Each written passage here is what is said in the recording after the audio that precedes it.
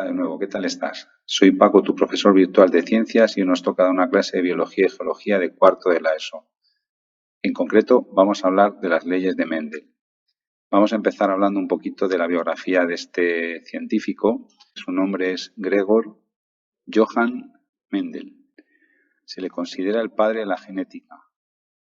Gregor Mendel estableció sus leyes allá para el año 1865. Su trabajo consistió en el estudio de una variedad de guisantes, el Pisum sativum, que se caracteriza por tener una flor con una especie de tapadera, lo que le permite la autopolinización, y entonces podemos conseguir así variedades de plantas genéticamente puras. Entonces él hizo un estudio aproximadamente sobre unas 30.000 plantas.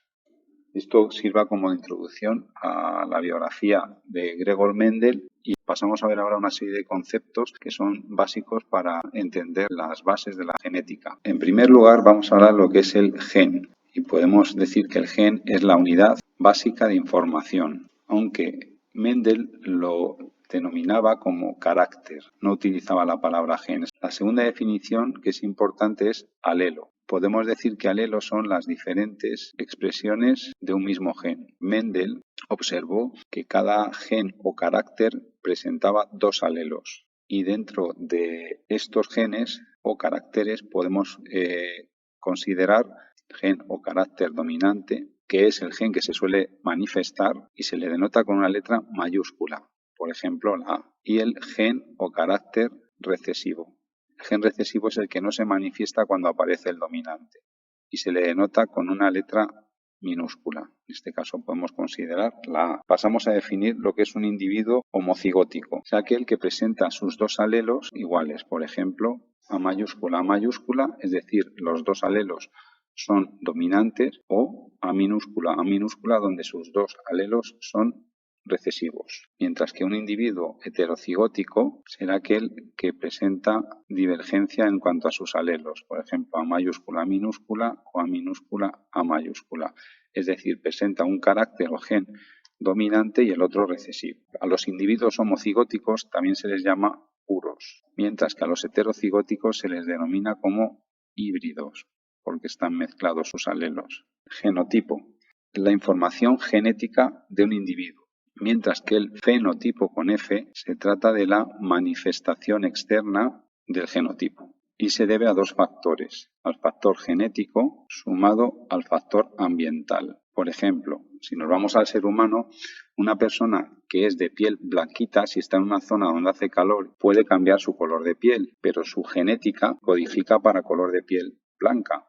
Bien, pues con estas definiciones podemos dar paso ya a las tres leyes de Mendel. Pues la primera ley de Mendel, o ley de uniformidad, nos dice que al cruzar dos individuos de razas puras, homocigóticos, que es a los que llamamos parentales y denotamos con la letra P, la primera generación filial, que también denotamos como F1, es heterocigótica, es decir, que son fenotípicamente y genotípicamente iguales. La primera ley de Mendel o ley de uniformidad dice que al cruzar dos individuos homocigóticos con alelos diferentes, la primera generación filial da individuos heterocigóticos iguales entre sí. Vamos a desgranar con un dibujo a ver qué significa todo esto. Si yo cojo una variedad de guisante amarillo, que es el que hemos considerado que es el dominante, frente a una variedad de guisante verde que consideramos recesivo y que vamos a denotar con los alelos A mayúscula y aquí A minúscula, y a estos les llamamos parentales. Si nosotros hacemos un cruzamiento de estas dos variedades de guisante del Pisum sativum, lo que vamos a obtener es lo siguiente. Mezclamos todas sus posibilidades de alelo y entonces nos queda, para ello lo que observamos es esto, que mezclo esta con esta con esta otra, esta con esa y esta de nuevo con esta otra. Es como conseguimos todas las posibilidades. Aquí en este caso vamos a obtener 4 posibles variedades de guisantes, no 4 guisantes como dicen los alumnos, y la ley no consiste en cruzar un guisante amarillo con uno verde, es variedades homocigóticas y genéticamente puras, donde mezclamos una variedad que presenta los dos alelos del gen dominante, como es el color amarillo, frente a una variedad que presenta los dos alelos del gen recesivo, que es el color verde, el guisante de color verde en este caso. Aquí vamos a ver que en la primera generación, que hemos llamado primera generación filial, nos vamos a encontrar que todos los guisantes salen de color amarillo. Son, en este caso, heterocigóticos, lo señalamos aquí. Eso sería A mayúscula. A minúscula sería el genotipo, mientras que el color amarillo sería el fenotipo. Y aquí obtenemos que el 100% de los guisantes son heterocigóticos, es decir, amarillos del tipo A mayúscula, A minúscula. Si observamos, podemos tener dos tipos de guisantes amarillos. Pueden ser homocigóticos, mientras que estos son heterocigóticos. Para terminar la primera ley de Mendel podemos hacer el cuadro de Punnett. Lo que hacemos es buscar todas las posibles combinaciones de los distintos alelos de cada uno de los parentales. En este caso ponemos aquí en la vertical los dos alelos del individuo dominante homocigótico y aquí los dos alelos del individuo recesivo, y lo que hacemos es mezclar. Y pasamos a la segunda ley de Mendel. La segunda ley de Mendel viene a decir que durante la formación de los gametos, cada alelo de un par se separa del otro miembro para determinar la formación genética del gameto hijo. Es decir, que al cruzar dos guisantes heterocigóticos que proceden de la primera ley, donde obtenemos un 100% de guisantes amarillos heterocigóticos, los alelos se cruzan aleatoriamente para obtener la descendencia. Bien, y esto lo podemos esquematizar con el siguiente dibujo. Volvemos otra vez a hacer dos guisantes donde ahora tenemos que ambos son heterocigóticos, su genotipo es A mayúscula, A minúscula en los dos casos y su fenotipo es color amarillo. Si mezclamos esas dos plantas de guisante y mezclamos sus alelos, lo que vamos a obtener es lo siguiente. 4 posibilidades de nuevo, no 4 guisantes, 4 posibilidades, que son los tres primeros genotipos, tanto A mayúscula como A mayúscula minúscula como A minúscula A mayúscula, van a dar guisantes de color amarillos. Solamente este, un 25%, será genéticamente puro, donde el color del guisante es amarillo, es el dominante. Aquí tenemos un 50% de guisantes heterocigóticos, también de color amarillo, y aquí un 25% de guisantes homocigóticos de color verde recesivo. Decimos así, un 75% genotipo amarillo, genotipo es un 25% homocigótico o puro y un 50% cuyo genotipo es A mayúscula minúscula, es decir, heterocigóticos, y un 25% cuyo fenotipo es color verde y su genotipo es A minúscula, A minúscula. Podemos representar esto también con un cuadro de Punnett. Es otra forma sencilla de expresar cómo se mezclan los alelos de un determinado carácter. Si hacemos el cuadro de Punnett para esta segunda ley de Mendel, obtenemos lo siguiente. Ponemos aquí los alelos de un parental y aquí los del otro y miramos a ver qué obtenemos. Y con esto podemos ir a la tercera ley de Mendel. Esta tercera ley de Mendel o ley de transmisión independiente viene a decir que cuando se combinan dos caracteres distintos de un mismo individuo, lo hacen de forma totalmente independiente, mezclando todas sus posibles variedades de alelo. Por ejemplo, en el caso del Pisum sativum, vamos a estudiar dos caracteres de este guisante. El color, que lo hemos estudiado en las dos leyes anteriores, que tenemos que es amarillo frente a verde, y ahora la textura, la rugosidad. Liso, que es el carácter dominante, frente a rugoso, que es el carácter recesivo. Como esta combinación es más compleja, vamos a estudiar la combinación mediante el cuadro de Punnett. Entonces lo que hacemos aquí es mezclar un guisante amarillo y liso con amarillo rugoso, verde liso y verde rugoso, ¿vale? Y aquí lo mismo. Y mezclamos todas las posibilidades que puedan salir de aquí, ¿vale? En este caso vamos a hacer un dibujito de qué tipo de guisante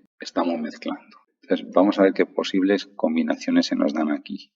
Y aquí lo que observamos es una combinación de tipo 9, 3, 3, 1. Ahora explicamos qué significa esto. Entonces vamos a poner debajo de cada cuadradito el color del guisante que se obtiene con esa combinación de alelos y la textura, si es liso o rugoso. Si hacemos un recuento, tenemos 9 guisantes amarillos lisos, 3 amarillos rugosos, 3 verdes lisos y 1 verde rugoso. Y esto es lo que se obtiene en la tercera ley de Mendel, una combinación de todos los alelos de dos caracteres, pero que se manifiestan totalmente de forma independiente. Bueno, y hasta aquí las 3 leyes de Mendel. Mendel, para hacer el estudio y llegar a la conclusión de sus 3 leyes, no solamente estudió el color del guisante del Pisum sativum y la rugosidad y la textura, estudió 7 características de esta planta. El color de la semilla, que podía ser gris o blanca.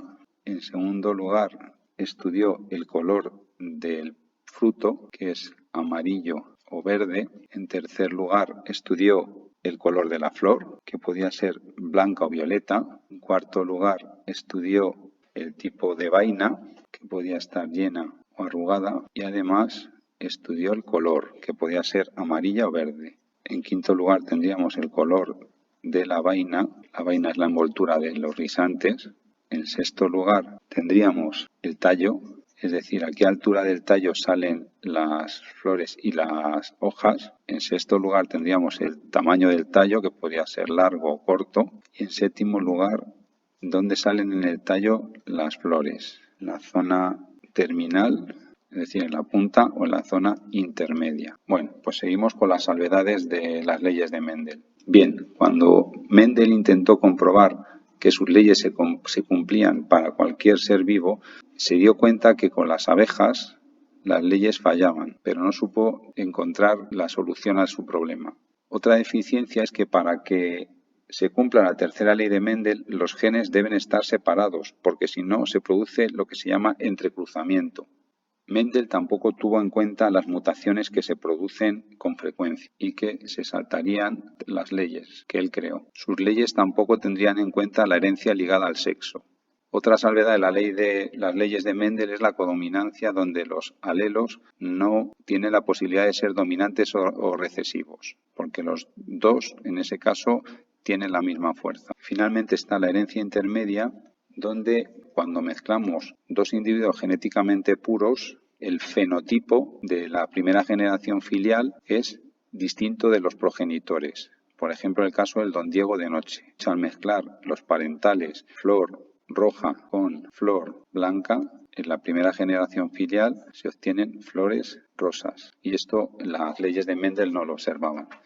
Bien, pues con esto ya terminamos las leyes de Mendel y sus deficiencias. Espero que os haya quedado todo claro y que os haya gustado todo el tema de las leyes de Mendel, porque es muy bonito para entender toda la variedad de especies y de seres vivos que existimos en el planeta. Nos vemos en el siguiente vídeo. Hasta luego, un saludo.